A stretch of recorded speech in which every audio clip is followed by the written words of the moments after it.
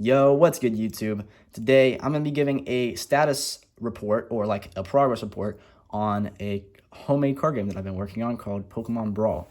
So this whole set is going to be Christmas themed because when I started this, it was Christmas time, so it's not anymore, obviously. But so I went ahead and made all the cards Christmas themed. So that's what you're gonna be seeing in a second here. These are a bunch of stats for the cards. As you can see, there's only a few stats for each card because it is very, very simple, this game to play. I have play tested it before, and I actually do have a playtest deck, and I really recommend doing this, guys. You don't even have to put any artwork on the cards.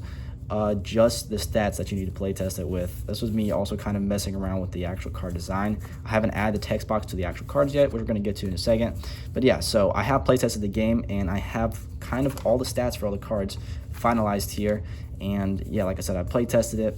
If you want to play test your own games, you can just go ahead. I just cut up index cards here and play tested it like that. Okay, so this is kind of some basic rules I have put for the game. Also a few balance changes here, but basically it's gonna be a 25 card deck.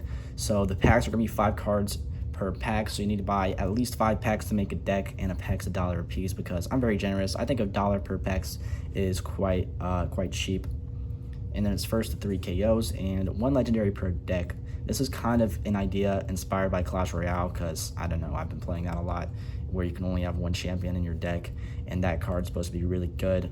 Anyway, yeah, that's just a few rules, just so I'll make sure I don't forget that.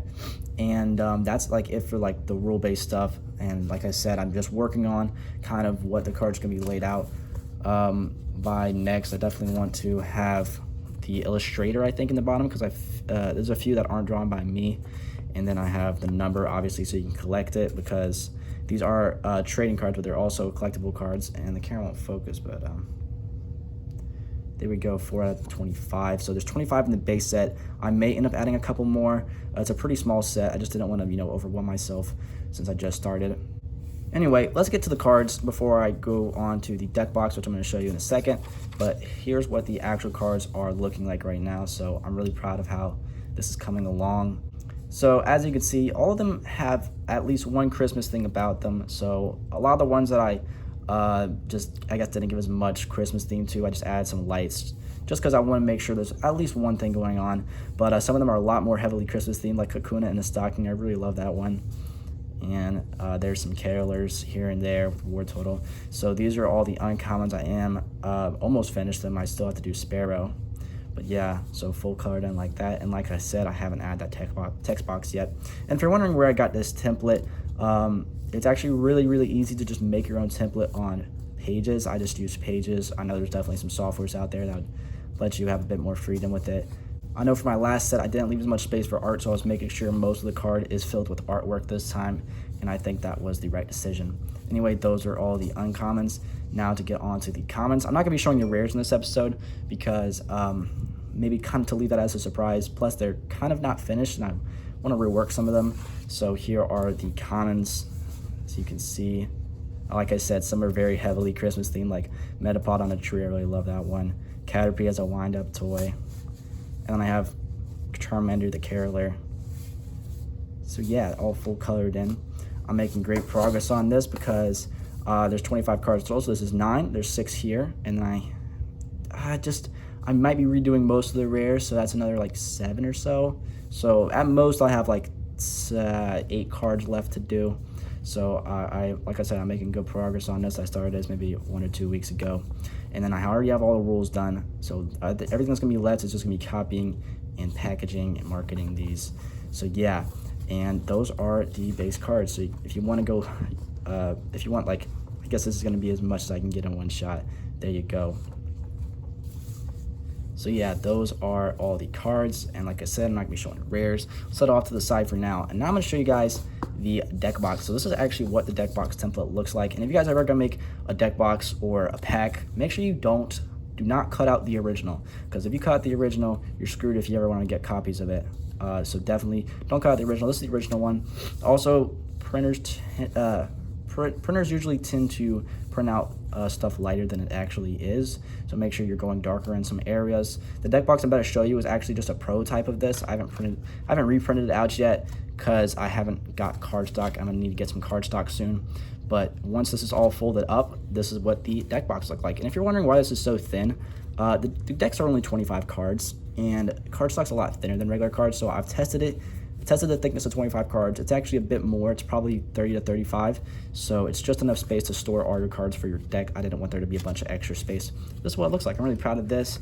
You can see bug type deck on the side, both sides, and then we have bug themed deck box on the top. So the way I'm going to sell this is probably going to be $5 for the deck box, and then with that $5 you'll also be included a special exclusive promo, and that I'm really excited for because I'm going to be printing them on holographic sheets to make them actually shine. So it should be a really nice bonus for buying one of these deck boxes. I'm going to be selling this.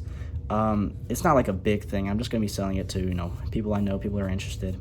But yeah, I might make a video on how to make one of these templates because I just did it from hand. I didn't print anything out. But that's the deck box. It's got Beedrill front and center. It might come with the Beedrill. You know, some of these things aren't final yet. Like I haven't finalized all the separate products and stuff. This was a prototype I made for the bug deck box, and this is made with paper, and you can see it's a lot flimsier. It just doesn't hold up as well. Make sure if you're gonna do one of these deck boxes, print it with cardstock, please. I did a whole set where I did with pencil, and it just didn't come out as well as this. I might make a separate video going over that set. That was my first set, and I think I do have one of the packs for it right here. So this was sort of my base set Pokemon packs, as you can see there. And then there was like this special Charizard Easter egg hunt, not whatever you call it, like a hunt for the Charizard. And as you can see there, the packs only costed $1, came with 5 cards. It's a pretty clean design. I just think I should have colored in more of it. I don't know why there's all this blank space on it, but I'm still pretty happy with the design. I think the packs look quite professional. And again, I'm definitely gonna consider making a video on how to make one of these pack templates because I again just did this from scratch. So there's about one more thing I actually have to show for here for Pokemon Brawl in terms of progress, and that is going to be the next deck box, which is the flying one. So as you can see here, it takes place mostly in the sky, and to keep it Christmas themed, I added some snowflakes falling here. But yeah, we got Pidgeot featured front and center, and then all the usual text and stuff. And again, this one I'm pretty happy with. It looks pretty clean in my opinion. Out of these two, I would still say the bug one is probably my preferred one, just because I think I did a great job with that one. Obviously, the types featured up there, and then all the text and stuff. But yeah, that's going to be about it for the status report. I have a lot more paper-based videos I plan to make in terms of just, you know, HTCGs, paper games. I have those too. I have a lot of stuff we could go over. And yeah, I'm just planning on, you know, building this channel up and becoming a part of this awesome, you know, homemade TCG community. So yeah. So stay tuned if you want to see the completed Pokemon Brawl. This is the first status report. And yeah, I guess I'll see you guys next time. Thanks for watching.